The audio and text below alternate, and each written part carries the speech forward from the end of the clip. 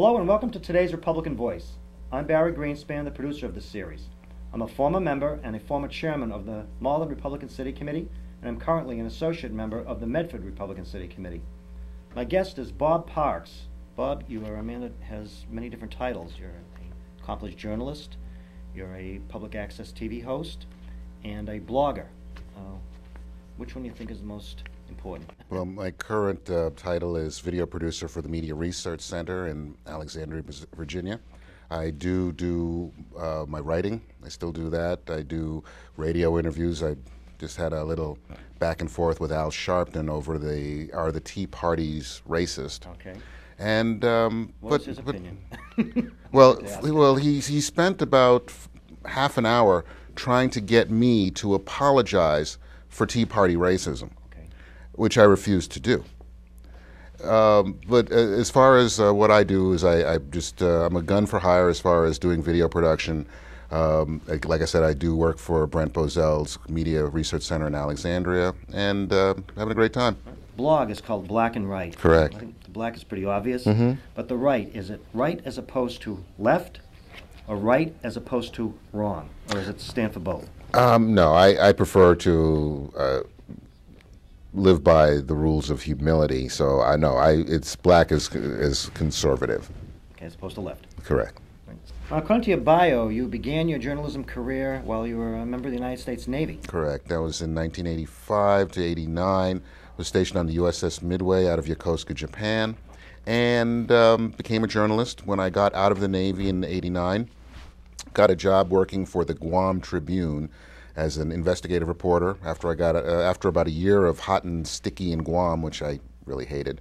Moved to Los Angeles where it was hot but dry. You and I were out there at the same time. Okay. I was just going to ask you about what publication was it with the United States Navy? Actually, it was a shipboard publication that we created called Midway.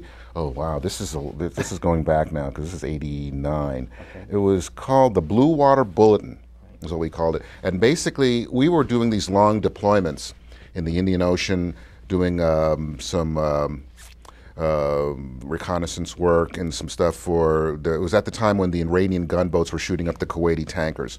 So we were out giving air support. We were out there for 6 months at a time. Bob Hope came by for Christmas. But in order to try to boost morale, what I would do is every night I would go to the communications people and ask them to send me the wire copy that was coming in, and we would put together a nightly or a daily newspaper that we called the Blue Water Bulletin. It ended up winning a Chinfo Award. Which means? It's out of 600 ship and shore commands. We got 2 second places and an honorable mention. Congratulations. Well, thank you. So you were active in any veterans organizations? No. You know, the American Legion or VFW? No, it's not a question of not wanting to do it. I just don't have the time to stretch myself Sure. that thin and give any good time to any of these groups. You touched on in 1989, you said you were an investigative reporter with the Guam Tribune. Now, my research tells me that in 1990, the population of the whole island was 133,152. So, was there a lot to investigate? Yes, there was some graft, some corruption type stuff.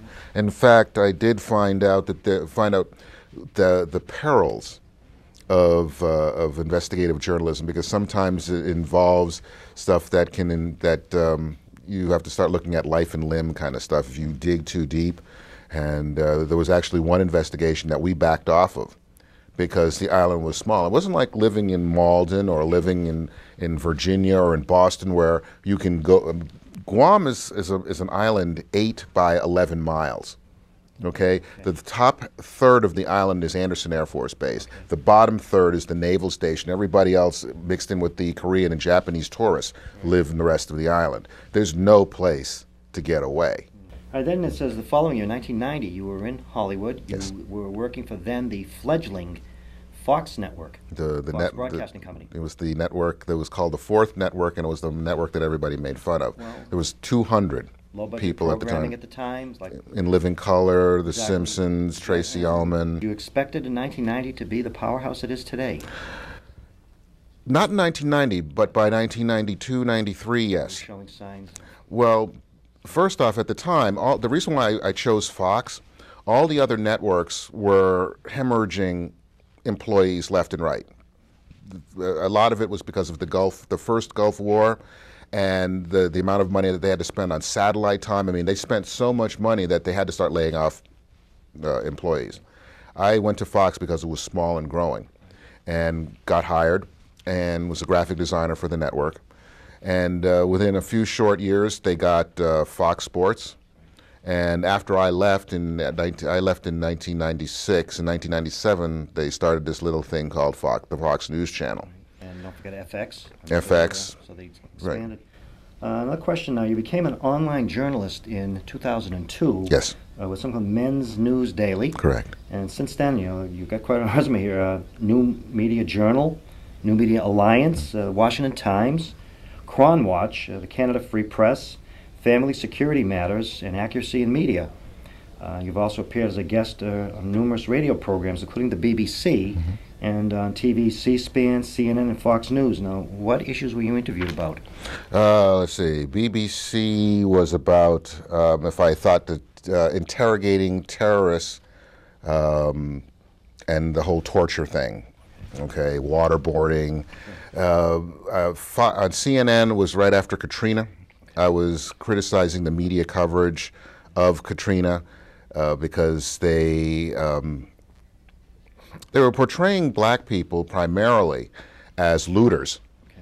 And while there was a lot of looting going on, the whole action line was that black people were looting, but the white people who were looting were getting what they needed. And I just thought it was a double standard in the media, and I wrote a column about it. I got a call, well, this is while I was at AOTV in Athol, and I was asked to be a guest, and I was on with Carol Costello. Now we move on to your Republican activism. Sure. Now, which Republican organizations have you been active with over the years? As an officer, I understand. Well, I was the vice president of the Massachusetts Republican Assembly. And we were taping the show in Malden, and correct. The president that at you the time under was Alan Gillis. Great guy. A personal friend of mine. And for the benefit of the viewers who aren't familiar with the Republican Assembly, what is the Republican Assembly? It's sort of a unapologetic, conservative group that's just about all of the tenets, the characteristics that Republicans and conservatives admire about people like Ronald Reagan. Sure. That's what they aspire to. Unapologetic for being pro-life, right. Unapologetic for being fiscal conservative, and being pro traditional marriage, things like that. And it's chapters in probably every state or close to it. Yes, there are. It dates back, I believe, to 1932. It was an honor to serve with the people there. But you're also a member of an organization called, actually not just a member, you're on the leadership network of something called Project 21. Project 21. The reason why it was important to get involved with Project 21 is that if you ask the average person who freed the slaves, who signed the 13th, who's responsible for the 13th, 14th, 15th Amendments that gave slaves civil rights in this country and voting rights, who started the Ku Klux Klan? The history has been taught in such a way that the truth is not being put out properly. And so this is one of the things that we try to do, and we also try to give our opinions on matters of national security, whatever comes up. I got called upon as the spokesperson for Project 21 just recently with Al Sharpton, and on his radio show. And most of the time when you see black people doing politics on television, they're liberal. And so whenever a news organization wants to get an opposing point of view, we get called. A lot of the people with Project 21 are all over the country. It wasn't until I moved down to Alexandria last summer that, or into Virginia, that I started getting more of a role with Project 21 because I was basically just the Northeast, the far Northeast spokesperson. Sure. So whenever something came up, if it came up in Massachusetts, for example, I'd get a call. But I'm starting to meet more and more of the body, right, now that I'm down there.